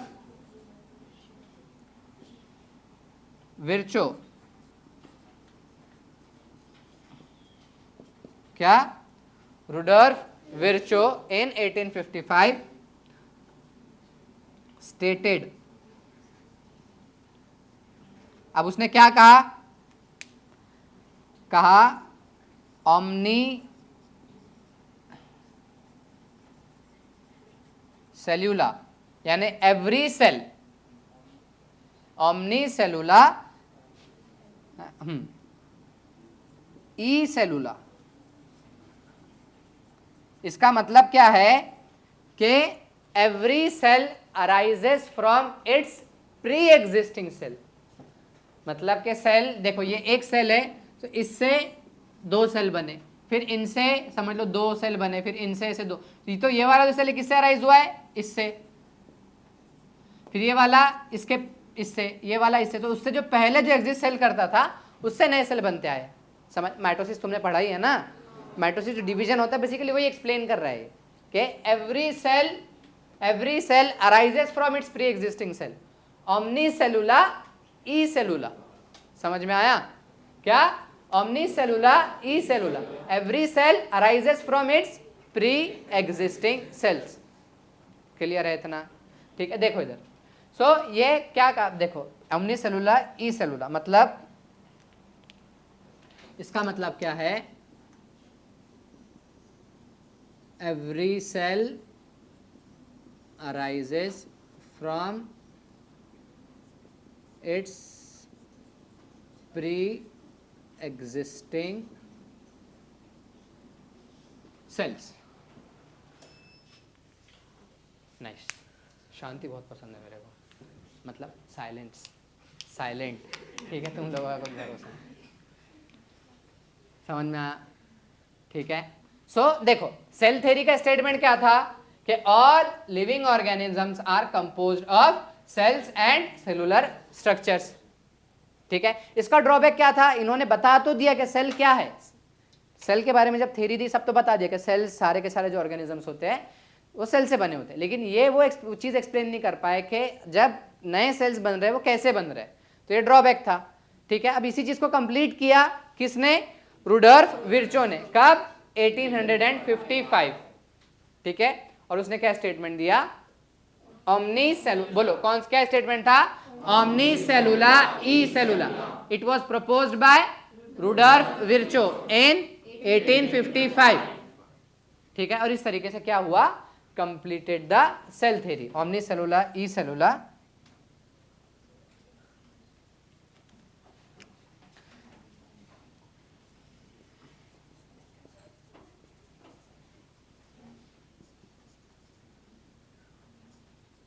cell theory by stating omnicellular ecellular। सो अब सेल थ्योरी के पॉइंट्स कितने हो गए? ये हो जाएगा तुम्हारा पॉइंट नंबर 1 और पॉइंट नंबर 2। अब जाके सेल थ्योरी क्या हुई है? कंप्लीट। तो सेल थ्योरी में क्या क्या आएगा? All living organisms are composed of cells and cellular structures. ठीक है, and every cell arises from its pre existing cell. अब जाके सेल थ्योरी क्या हुई है? कंप्लीट हुई। So complete cell theory was proposed by Matthew Schleiden, Theodore Schwann and Rudolf Virchow. Cell theory was proposed by Schleiden and Schwann and it was completed by Rudolf Virchow. Cell theory was, ठीक है, समझ में आया? ठीक है, so what is cell? Cell is the structural and functional unit of life. Organism के मतलब organism के टाइप सेल्स के अकॉर्डिंग कैसे हो सकते हैं? Unicellular and multicellular. ये नंबर ऑफ सेल के अकॉर्डिंग हो गया। ठीक है, यूनिसेलुलर ऑर्गेनिज्म क्या होता है? Composed of single cell. और मल्टी सेलुलर ऑर्गेनिज्म कैसे होता है? Composed of more than one cell. ठीक है, तो cell was discovered by Robert Hooke. Cell के अंदर न्यूक्लियस होता है, किसने डिस्कवर किया था? इसी के भाई ने, रॉबर्ट ब्राउन। ठीक है, 1838 में जर्मन बोटानिस्ट, क्या नाम था? मैथियास शिल्डीन। बोटानिस्ट है तो किस पर स्टडी किया? प्लांट्स पर। और क्या कहा कि सारे के सारे प्लांट्स कैसे बने? सेल से बने। ठीक है, 1839 में British zoologist Theodore Schwann, zoologist था, किस पर स्टडी किया? एनिमल्स, एनिमल टिश्यूज पर। और क्या ही stated that all animals are composed made up of cells. All animals are made up of cells. Fit together, Schilden and Shawn proposed cell theory. Cell theory was proposed by Matthias Schilden and Theodore Shawn. ठीक है, अब इसमें भी question यहाँ से एक बार question क्या आया था? Cell theory was proposed by Matthias Schleiden, Theodore Schwann, एक ऑप्शन ये था। लेकिन इसमें क्या था? German botanist Matthias Schleiden, British zoologist Theodore Schwann. और बाद में किया गया British zoologist Matthias Schleiden and German botanist Theodore Schwann. ऐसे दो ऑप्शन क्रिएट किए गए और फिर तीसरा चौथा कोई दूसरे साइंटिस्ट का नेम्स थे। तो अब जिसको पता था थियोडोर एंड शॉन, लेकिन फिर उसको ये भी पता होना चाहिए। ठीक है, डेप्थ ऑफ नॉलेज का मतलब ये है, तुमको सारी के सारी चीज़ें, कौन सा साइंटिस्ट कहाँ से था, क्या डिस्कवरीज की। ठीक है, ये जैसे जैसे तुम आगे बढ़ोगे वैसे वैसे तुमको समझ में आता जाएगा कि तुमको कैसे अप्रोच करना है, कैसे पढ़ना है। समझ में आया? अच्छा, बाहर से आवाज़ आ रही है ना? ठीक है, ड्रॉबैक क्या था सेल थ्योरी का? कि they were not able to explain the formation of new cells, के न्यू सेल्स कैसे अराइज हो रहे हैं। एंड सेल थ्योरी फिर इनकम्प्लीट रही ना यहाँ पर। तो cell theory was completed by Rudolf Virchow in 1855 and he stated, मजा नहीं आया, डबल से, ई cell, he stated that omnicellular ecellular। ठीक है, इसका मतलब क्या होता है? Every cell arises from its pre existing cell. Clear है? ठीक है, लिखो।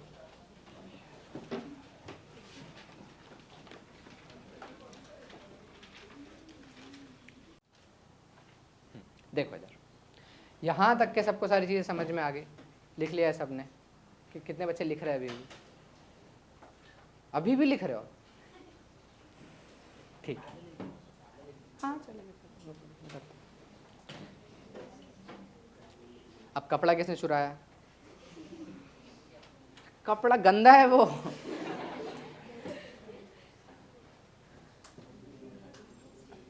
शायद मैं नहीं लेकर गया था। ठीक है, अच्छा ये सब तो हो गया होगा ना, इतना लिखना, ये वाला हिस्सा।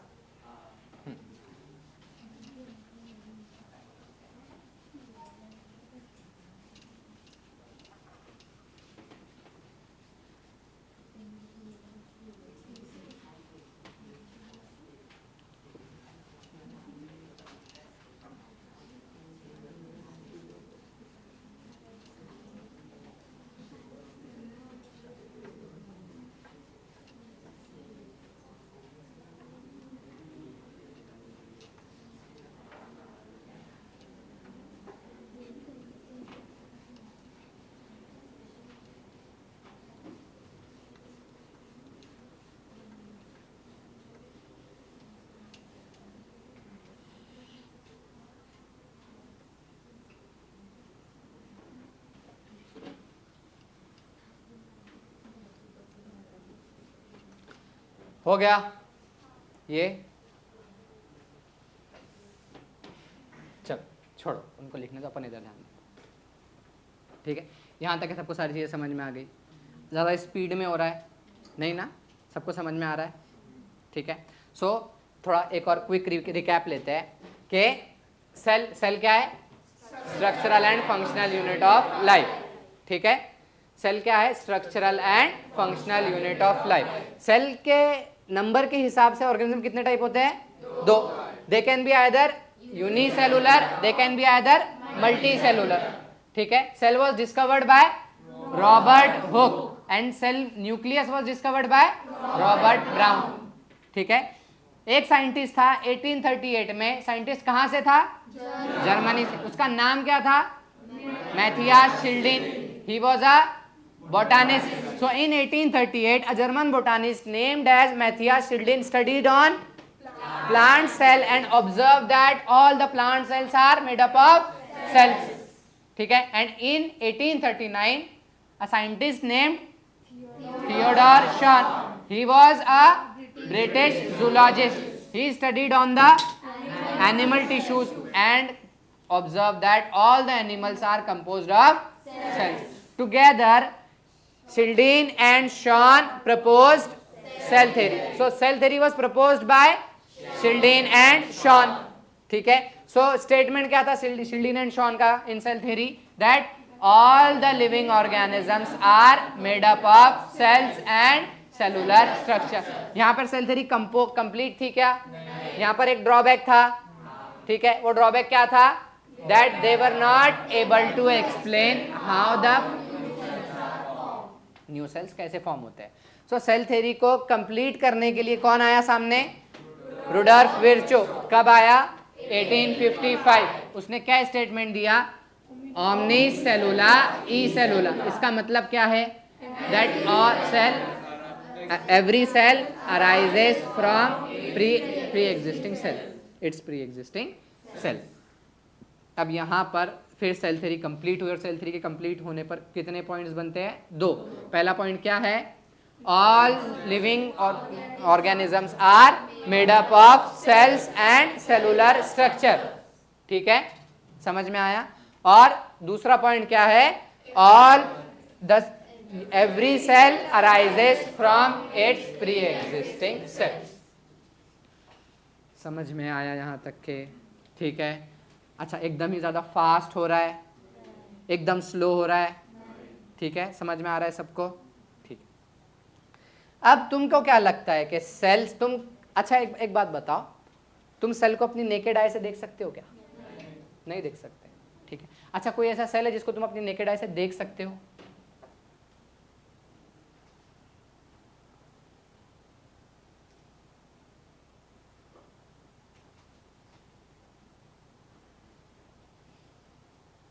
बोलो क्या? आरबीसी को तू देख सकता है? मैं तेरे को ब्लड निकाल के देता, तू बता इसमें आरबीसी कहाँ है? नेकेड आई से, मतलब नेकेड आई से बोला ऐसे मैं फोन देख पा रहा हूँ।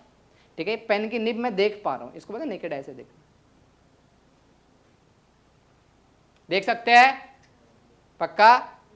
You are wrong. देखो सेल्स, तुमको क्या लगता है सारे के सारे सेल्स शेप साइज में सब एक जैसे होते हैं क्या? तो सेल्स का जो शेप और साइज होता है वो वेरिएबल होता है या नहीं होता है? होता है। So is it highly variable? अब हाईली वेरिएबल मतलब बोथ एक्सट्रीम्स पर, एकदम छोटे से छोटा और बड़े से बड़ा सेल्स, ऐसा है? या फिर बस छोटे से रेंज में, हाँ इतने से 1 से 10 की रेंज में, कि हाँ कुछ सेल्स होंगे जिनका डायमीटर 1 होगा, 1 यूनिट होगा, कुछ सेल्स होंगे जिनका डायमीटर 10 होगा। ये छोटा वेरिएबल हो गया, मतलब समझ में आ रहा है? और एकदम हाईली वेरिएबल, एक एक्सट्रीम से लेके दूसरे एक्सट्रीम तक। बोलो। अच्छा इतना तो समझ में, इतना तो तुम्हारे माइंड में आ गया ना कि cells are variable in shape and size. Shape और साइज के हिसाब से सेल्स क्या होते हैं? अलग अलग होते हैं। ठीक है, सो मैं पहले लिखता हूं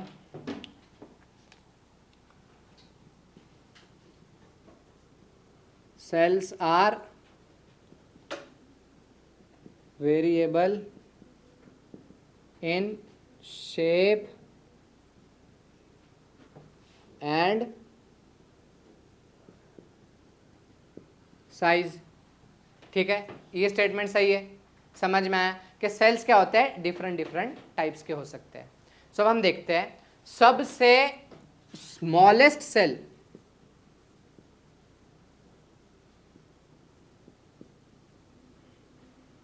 स्मॉलेस्ट सेल का नाम है माइकोप्लाज्मा। क्या नाम है, माइकोप्लाज्मा। इसका डायमीटर होता है 0.3 टू 0.5 माइक्रोमीटर। समझ में आया, कितना होता है डायमीटर, 0.3 टू 0.5। अब बैक्टीरिया, तुमको बैक्टीरिया से जब कंपेयर करोगे तब समझ में माइकोप्लाज्मा कितना छोटा है। बैक्टीरिया का होता है 3 टू 5 माइक्रोमीटर। कितना होता है, 3 टू 5 माइक्रोमीटर। समझ में आया। स्मॉलेस्ट लिविंग सेल कौन सा है, माइकोप्लाज्मा। बैक्टीरिया का डायमीटर कितना होता है, 3 टू 5। और जो आरबीसी है, आरबीसी का डायमीटर होता है, आरबीसी मतलब रेड ब्लड सेल्स, हाँ, इरिथ्रोसाइट्स बोलते हैं इनको। देखो आरबीसी को दूसरा नाम क्या है, इरिथ्रोसाइट्स। तो दो वर्ड से बना है, एक है इरिथ्रो और दूसरा है साइटो। साइटो मतलब सेल्स और इरिथ्रो मतलब रेड। इरिथ्रो के मानी होते हैं रेड। सो आरबीसी का दूसरा नाम क्या है, इरिथ्रोसाइट। ये नहीं भी याद रखे तो भी चलेगा, मैं सिर्फ बता रहा हूं कि कैसे टर्म से तुम, जो तुम्हारे मतलब नाम में ही सारी चीजें छुपी हुई होती है। ठीक है, सो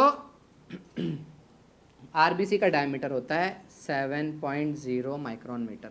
आरबीसी बैक्टीरिया से क्या होते हैं, बड़े होते हैं। माइकोप्लाज्मा बहुत छोटा होता है, it is 0.3 to 0.5 micron metre. ठीक है, अब लॉन्गेस्ट सेल, ये तो स्मॉलेस्ट देख लिया, स्मॉलेस्ट देख लिया ना। ठीक है, ये नहीं, ये दूसरा हो जाएगा, ये तीसरा, अब चौथा। लॉन्गेस्ट सेल हमारे बॉडी में कौन सा होगा बताओ, सबसे लंबा, longest cells in our body, क्या लगता है?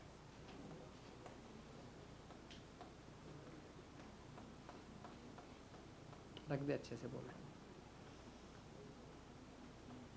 कौन ना? तुम बोलो, लॉन्गेस्ट सेल क्या हो सकता है, इमेजिन थोड़ा सा।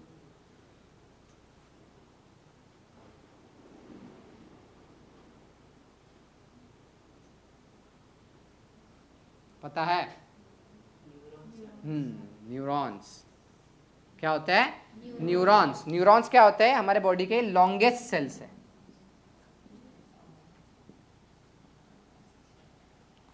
ठीक है, और लार्ज देखो, स्मॉलेस्ट देख लिया, फिर बीच के एक और दो वेरिएशंस देखे।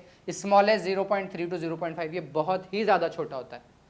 ठीक है, माइक्रोस्कोप में भी ये हाई रेजोल्यूशन पे देखने मिलेगा।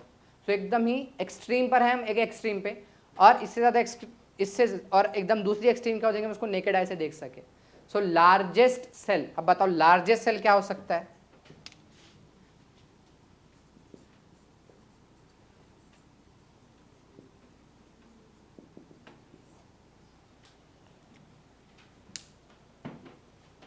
बताओ लार्जेस्ट सेल।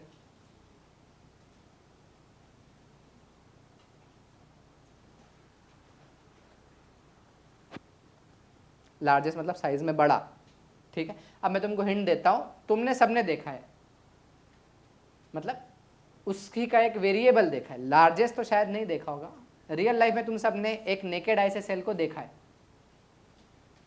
और मैंने इशारतन भी कुछ बता दिया है। एग देखा है, egg, it is also a cell. जो एग होता है, एक अंडा है जो खाते हो, ठीक है, सो वो क्या है, एक सेल है। It is the cell which we can see from the naked eye. समझ में आया? और इसमें सबसे बड़ा अंडा जो हो जाएगा वो क्या होगा, लार्जेस्ट सेल। और किसका अंडा सबसे बड़ा होता है, ऑस्ट्रिच का। सो लार्जेस्ट सेल क्या हो जाएगा, एग ऑफ एन ऑस्ट्रिच। समझ में आया? सो हम दो एक्सट्रीम पर है ना, एक इतना के माइक्रोस्कोप से भी उसमें हाई रेजोल्यूशन की पावर देखने मिल रही है, और एक इतना के तुम्हारे सर पे गिरा तो तुम मर जाओगे। एग ऑफ एन ऑस्ट्रिच इतना बड़ा, ठीक है। सो ये तो सेल का जो शेप रहेगा सो क्या रहेगा, highly variable, they are highly variables, ठीक है, समझ में आया। सो लार्जेस्ट सेल क्या हो जाएगा तुम्हारे, egg of an ostrich. Clear है, इतना समझ में आया। अब देखो जो स्मॉलेस्ट सेल है, माइकोप्लाज्मा के बारे में थोड़ा सा मैं बताता हूं। देखो माइकोप्लाज्मा, तुमको यूकैरियोट प्रोकैरियोट पता है ना, ठीक है, थोड़ा बहुत, जिनको नहीं पता है टेंशन नहीं, मैं पढ़ाने के लिए हूं, लेकिन थोड़ा बहुत आइडिया है यूकैरियोट क्या होता है, प्रोकैरियोट क्या होता है, ठीक है। सो जो माइकोप्लाज्मा होता है ये प्रोकैरियोट होता है, वो मैं बताऊंगा प्रोकैरियोट क्या होता है। सो अब किसी भी सेल के सेलुलर सेल्स को लाइव रहने के लिए ऑक्सीजन की डिपेंडेंसी होती है फॉर द केमिकल रिएक्शंस, ठीक है। Mycoplasma smallest living organism known है आज तक के, जो भी सबसे ज़्यादा स्मॉलेस्ट लिविंग ऑर्गेनिज्म पता है वो क्या है, माइकोप्लाज्मा। अब इसमें क्या है, he can survive without oxygen, समझ में आया। पहला उसका प्रॉपर्टी क्या है, mycoplasma can survive without oxygen, ठीक है। और प्रोकैरियोट में सेल वॉल प्रेजेंट होता है, ठीक है। और यहां पर माइकोप्लाज्मा एक ऐसा प्रोकैरियोट है, प्रोकैरियोट का एक्सेप्शन है जिसमें सेल वॉल प्रेजेंट नहीं होता है। जैसे कि एनिमल्स में जो ये होते हैं, सॉरी यूकैरियोट्स में एनिमल्स और प्लांट्स आते हैं, ठीक है। सो एनिमल्स में सेल वॉल प्रेजेंट होती है क्या, नहीं। यूकैरियोट में सेल वॉल प्रेजेंट होती है क्या, नहीं। लेकिन उसका एक्सेप्शन क्या है, प्लांट्स, समझ में आया, ठीक है। तो उसी तरीके से जो माइकोप्लाज्मा है, माइकोप्लाज्मा क्या है, देखो उसके प्रॉपर्टीज में लिख रहा हूं, तुम लोगों ने इसके नीचे लिखना है।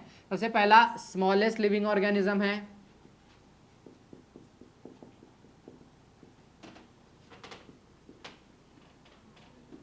समझ में आया इतना, ठीक है। उसके बाद में mycoplasma can survive even without oxygen, समझा इतना, ठीक है। एंड तीसरा क्या है, कंप्लीटली लैक सेल वॉल, ठीक है, समझ में। इसके बाद हम वही पढ़ने वाले यूकैरियोट और प्रोकैरियोट्स क्या होते हैं, तब तुमको धीरे धीरे सारी चीज़ समझ में आएगी। लेकिन ये माइकोप्लाज्मा के बारे में एक चीज़ें याद रहनी जरूरी है, क्वेश्चन आ चुका है एक बार, ठीक है। तुमको दो अलग अलग चैप्टर में इसके बारे में बता इन्फॉर्मेशन दिया गया, मैंने एक साथ ही बता दिया पूरा। इसका डायमीटर कितना होता है, 0.3 to 0.5 माइक्रोन मीटर, ठीक है। फिर इसकी प्रॉपर्टी क्या है, पहले तो स्मॉलेस्ट लिविंग ऑर्गेनिज्म पता है हमें, वो क्या है, माइकोप्लाज्मा। अब स्मॉलेस्ट है and even it can survive without oxygen, ठीक है, ऑक्सीजन के बिना भी ये रह सकता है। And it lacks cell wall, completely lacks cell wall. हालांकि माइकोप्लाज्मा प्रोकैरियोट्स में आता है, और प्रोकैरियोट्स में क्या होता है, सेल वॉल प्रेजेंट होती है, समझ में आया। बैक्टीरिया का डायमीटर कितना होता है, 3 to 5 माइक्रोन मीटर। आरबीसी का डायमीटर 7.0 माइक्रोन मीटर। ये जब पढ़ाऊंगा सर्कुलेशन ब्लड वगैरह तब डबल पूछूंगा, याद रखना। और longest cell of our body is neurons, और largest cell is egg of an ostrich. तो सेल को तुम नेकेड आई से देख सकते हो, समझ में आया, ठीक है, लिखो इतना।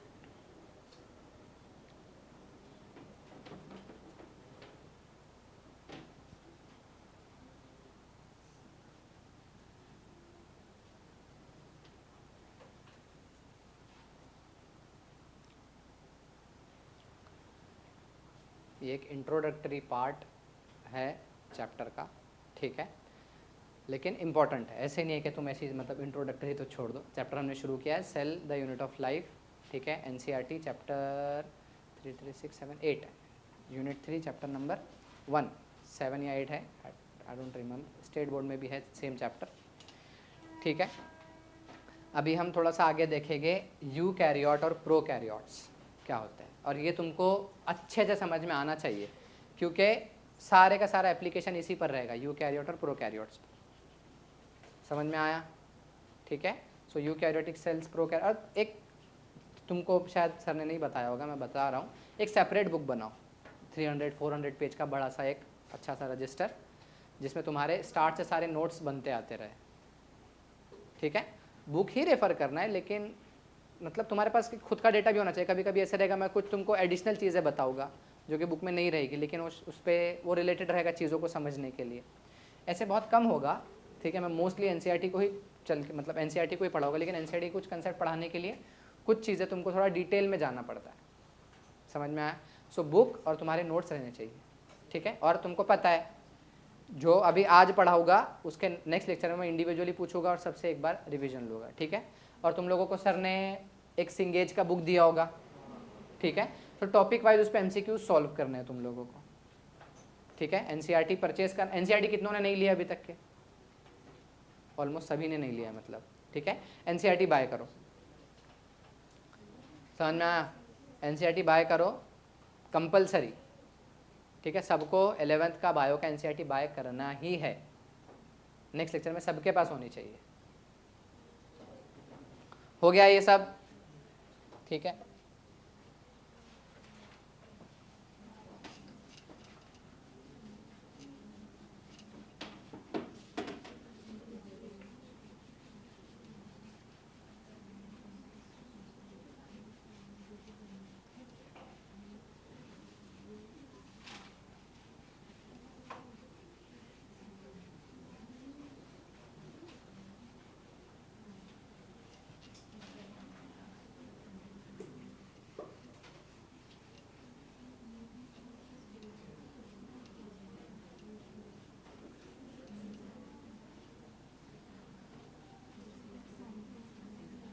बस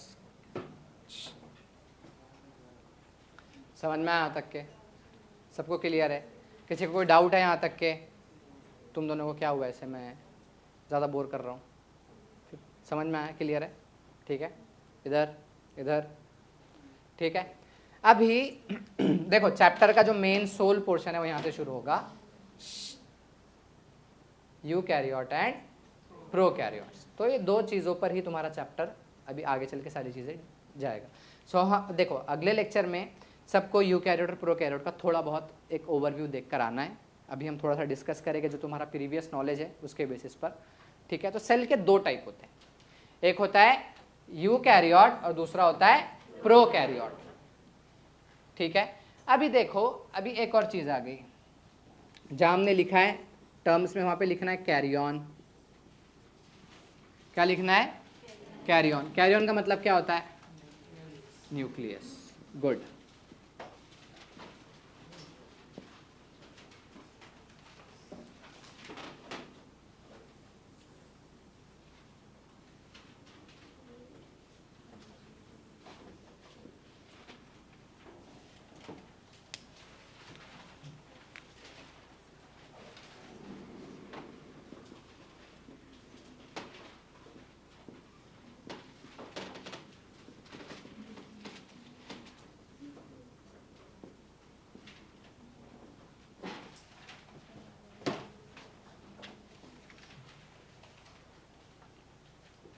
चलो ठीक है, अभी डिफरेंसेस देखेंगे, लेकिन सबसे पहले तुमको एक चीज़ माइंड में रहनी चाहिए कि what is the base line difference. एकदम क्या ऐसी चीज़ है जो दोनों को डिफरेंट, मतलब तुम कहोगे कि ये प्रोकैरियोटिक सेल है और ये यूकैरियोटिक सेल है, और वो होता है नाम में ही है यूकैरियोट एंड प्रोकैरियोट। यू, ये वाला जो यू आता है it is comes for true,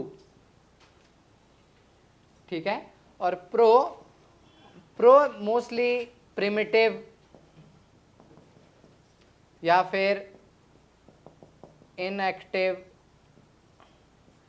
जैसे प्रोथ्रोम्बिन, ये हार्मोन रहता है कि प्रोथ्रोम्बिन एक इनएक्टिव फॉर्म है, जब एक एक्टिव होता है उसको थ्रोम्बिन कहा जाता है, तो प्रो इनएक्टिव के लिए डिनोट करता है, या प्रिमिटिव, यहाँ पर प्रिमिटिव लिया जाएगा, ठीक है। तो यू मतलब ट्रू, और कैरियोट, कैरियन से कैरियोट आया है, मतलब न्यूक्लियस, ट्रू न्यूक्लियस, और यहां पर प्रिमिटिव न्यूक्लियस। अब मतलब क्या, तुम ट्रू न्यूक्लियस का सच्चा न्यूक्लियस बोलता हाँ मैं ट्रू ट्रू, ऐसे तुमको देखने मिलता है, या फिर तुम माइक्रोस्कोप में देखो तो वहां से TRUE ट्रू दिखता है उसके न्यूक्लियस में, नहीं। तो कैसे तुम बोलोगे कि, अब इतना समझ में आ गया, जिसमें ट्रू न्यूक्लियस होगा वो यूकैरियोट, और जहां पर प्रिमिटिव न्यूक्लियस होगा वो प्रोकैरियोट। नेम्स में डेफिनेशन है, रटना है तुमको नहीं, तुमको सिर्फ समझना है, ठीक है। सो यहां पर जो देखो दो शब्द है, यू मीन्स ट्रू और कैरियन मीन्स न्यूक्लियस,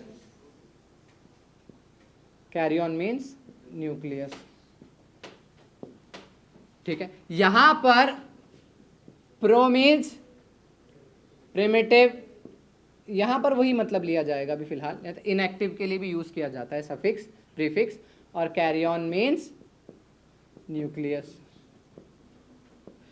ठीक है। सो मतलब यूकैरियोटिक सेल कौन से हो जाएंगे, जिनके पास में ट्रू सेल हो, ट्रू न्यूक्लियस हो, समझ में आ रहा है, ठीक है। और प्रोकैरियोटिक कौन से सेल हो जाएंगे, जिनके पास में प्रिमिटिव न्यूक्लियस। अब मतलब क्या, तुम माइक्रोस्कोप में देख रहे हो, वहां पे तुमको ट्रू फॉर्म होते हुए दिख रहा है ऐसे कुछ, या फिर जब माइक्रोस्कोप में देखा तो उसका जो जेनेटिक मटेरियल है उसने ऐसे ऐसे फॉर्म कर लिया, ऐसे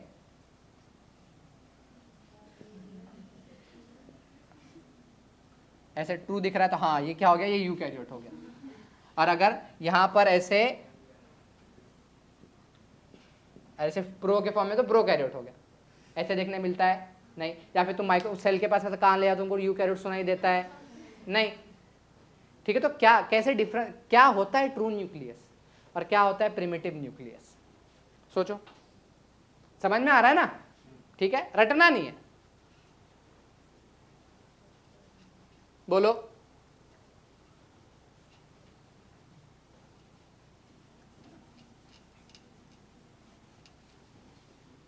क्या हो सकता है, तुमने पढ़ा है सेल्स के बारे में, थोड़ा बहुत तो तुम्हारे पास नॉलेज है ही, अब जिनके पास नहीं है तो उनके लिए मैं पढ़ाने के लिए हूँ, एकदम बेसिक से ले ही रहा हूँ।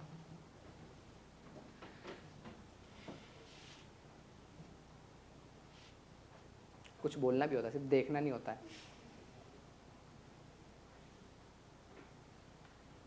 ट्रू न्यूक्लियस और प्रिमिटिव न्यूक्लियस किस चीज से रिलेटेड होगा,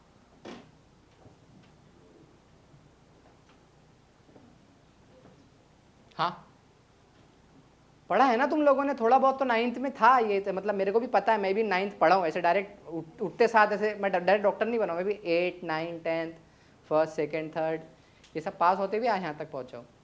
नीट जो तुमको देना है 2 सालों में, रिमाइंडर है, ठीक। देखो नहीं पता, ठीक है। यूकैरियोटिक जो सेल्स होते हैं इनमें जो न्यूक्लियस होगा क्या होगा, ट्रू होगा। सो हम ट्रू और जो प्रिमिटिव, इसको हम कैसे डिफाइन करते हैं, देखो तुमको सेल्स का एक बेसिक स्ट्रक्चर पता है, क्या होगा ये, cell wall, direct cell wall, cell membrane, अभी एनिमल सेल रहा तो सेल मेम्ब्रेन, प्लांट्स आ रहा तो सेल वॉल आएगा, फिर इसके बाद में प्लाज्मा मेम्ब्रेन आएगा, ठीक है, और ये क्या होगा, साइटोप्लाज्म, ये सारा का सारा, और इधर क्या होगा, न्यूक्लियस। सो जो ट्रू न्यूक्लियस होता है उसी न्यूक्लियस को कहते हैं जिसमें न्यूक्लियस के अराउंड क्या हो, एक मेम्ब्रेन हो। देखो जैसे ये कैसे एक मेम्ब्रेन है, उसी तरीके से अगर न्यूक्लियस के अराउंड मेम्ब्रेन है तो उसको हम क्या बोलते हैं, ट्रू न्यूक्लियस, ठीक है, समझ में आया ये, ठीक है। और अगर किसी, अब न्यूक्लियस है और न्यूक्लियस के अंदर फिर क्या है, जेनेटिक मटेरियल है, समझ में आया, तो जेनेटिक मटेरियल न्यूक्लियस में प्रेजेंट है, न्यूक्लियस के अराउंड क्या है, एक मेम्ब्रेन है, तब उसको हम क्या बोलेंगे, ट्रू न्यूक्लियस, समझ में आया। तो cells having membrane bound nucleus are called as eukaryotic cells, या फिर ट्रू न्यूक्लियस उनके पास में होगा ना, डेफिनेशन में ही है, समझ में आया। और अभी कुछ ऐसे हमें ऑर्गेनिज्म हमें देखने मिलते हैं, फॉर एग्जांपल बैक्टीरिया इस तरीके से होते हैं, और उनमें जो जेनेटिक मटेरियल से कहीं पड़ा हुआ होता है, जो डीएनए होता है, ऐसे मेम्ब्रेन, न्यूक्लियस जो होता है मेम्ब्रेन बाउंड नहीं होता है, ठीक है। यहाँ पे न्यूक्लियस क्या होता है, बस बेसिकली एक जो डीएनए उसे छोड़ा हुआ है, पड़ा हुआ है, और उसके अराउंड कोई मेम्ब्रेन जो है वो है ही नहीं, तब उसको हम क्या बोलते हैं। अब न्यूक्लियस कैसा हो गया, प्रिमिटिव हो गया, उसके अराउंड जैसे डिवीजन नहीं हुआ ना, अभी यहाँ पर साइटोप्लाज्म और न्यूक्लियस के बीच में डिवीजन है, ये एक अलग चेंबर है, साइटोप्लाज्म एक अलग चेंबर है, क्योंकि न्यूक्लियस के अराउंड एक मेम्ब्रेन है। समझ में आया, क्लियर हुआ, ठीक है। तो कहाँ से आवाज आई है, ठीक है, व्हाटएवर, इधर देखो, वो भी बोल रहा है जा जल्दी, ठीक है, देखो इधर, हाँ सुन लिया मैंने। सो यूकैरियोट, इधर देखो, सो जादू, देखो इधर सर बाहर से कर रहा है वो सब। तो यूकैरियोट मतलब क्या, sales having membrane bound nucleus. कितनों को नहीं समझा है, हाँ गुड गुड, ठीक। देखो इधर, यहां पर हमें नाम में देखना है, ठीक है। नाम में क्या है, यूकैरियोट मतलब ऐसे सेल्स जिनके पास में ट्रू न्यूक्लियस होगा, उनको हम क्या कहेंगे, यूकैरियोट। समझ में आया इतना, ऐसे सेल्स, यू यानी ट्रू, कैरियन यानी न्यूक्लियस, यूकैरियोट मतलब ऐसे सेल्स जिनके पास में ट्रू न्यूक्लियस हो, उसको हम कहेंगे यूकैरियोट।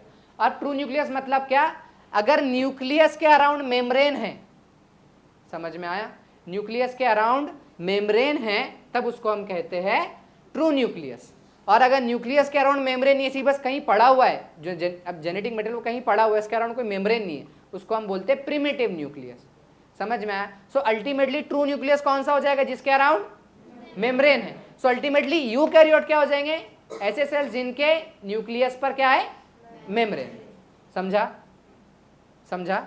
सो व्हाट, अब कोई नहीं बोलेगा, तुम बोलोगे कि what is the definition of eukaryote then, Hindi, Marathi, Gujarati, English, जिसमें आता है उसमें बोलो।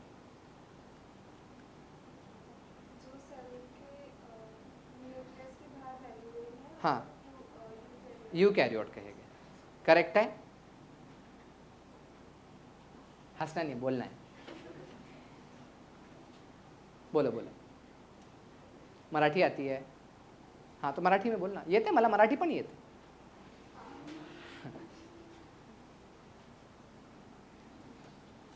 बोल,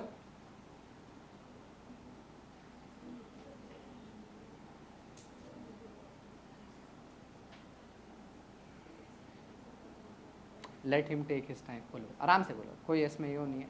देखो, there is nothing to be wrong, ठीक है, गलत होने में कुछ भी गलती नहीं होती है, कोई बुरा नहीं होता है, ठीक है। तुम गलती करोगे तभी जाके तुम सीखोगे, ठीक है।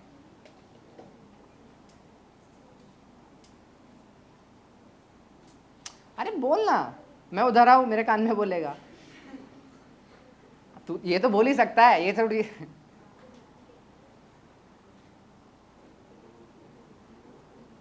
ऐसे अंडर कॉन्फिडेंट रहने पे नहीं, you there is no problem. इसमें से अगर मैं सबको उठाते बोला, बहुत सारे बच्चे नहीं गलत बता पाएंगे, क्या हो रहा, गलत भी बताया था। चलो कम ऑन, बोलो।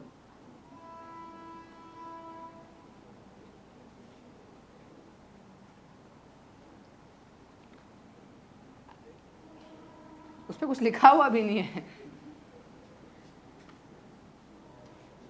किसको बोलेंगे, यूकैरियोट। हाँ हाँ बोलो बोलो बोलो, अरे मराठी में बोल, चलेगा।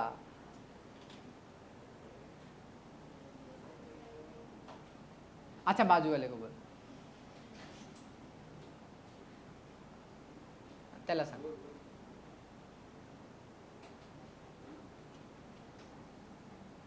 अच्छा, इंट्रोवर्ट पर्सनालिटी, ठीक है चलेगा, क्लास के बाहर मेरे को बोलेगा तू, ठीक है। हाँ। अभी मत बोल, लेकिन मैं सुन के तो नहीं छोड़ूंगा, बगैर सुने तो नहीं छोड़ूंगा, ठीक है। बाकी सबको समझ में आया, आप तो सब यही बोलेंगे, ठीक है। सो यूकैरियोट और प्रोकैरियोट में एक डिफरेंस क्या है, देखो सेल्स, एक बेसिक डिफरेंस क्या है, sales having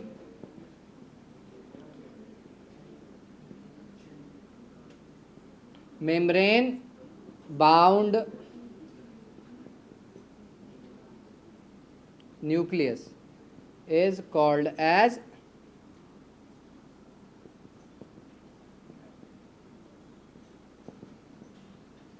eukaryote.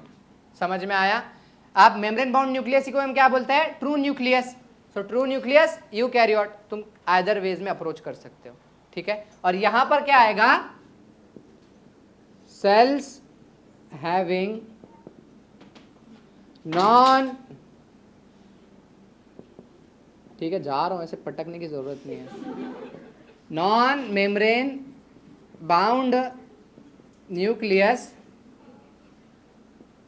Are called as prokaryote. समझ में आया? ठीक है, ये एक बेस लाइन डिफरेंस है यूकैरियोट और प्रोकैरियोट का, ठीक है। यहां तक सबको क्लियर हुआ है? समझ में आया है? ठीक है, किसको ये डेफिनेशन नहीं समझा? क्लियर हुआ? देखो, नाम में सारी चीजें, तुमको रटना नहीं है, तुमको समझना है। यूकैरियोट, नाम में यू मतलब ट्रू, कैरियन मतलब न्यूक्लियस। अब ट्रू न्यूक्लियस कब कहेगा? जब न्यूक्लियस के अराउंड मेम्ब्रेन रहेगा। सो अल्टीमेटली प्रोकैरियोट तब, यूकैरियोट कब कहेगा? जब न्यूक्लियस के अराउंड मेम्ब्रेन रहेगा, तभी ट्रू न्यूक्लियस, तभी eukaryote. So cells having membrane bound nucleus is called as, हाँ, तो सेल्स आया तो यहां पर इज आएगा, क्या? आर आएगा। समझ में आया? ठीक है। सो ये एक बेस लाइन डिफरेंस है eukaryotic cells and prokaryotic cells का। टाइम नहीं है अभी, तो हम इसको नेक्स्ट लेक्चर में कंटिन्यू करेंगे, ठीक है। इसको बंद करो, कुछ बातें मैं बताता हूँ, कंप्लीट कर दो, क्लोज कर दो इसको।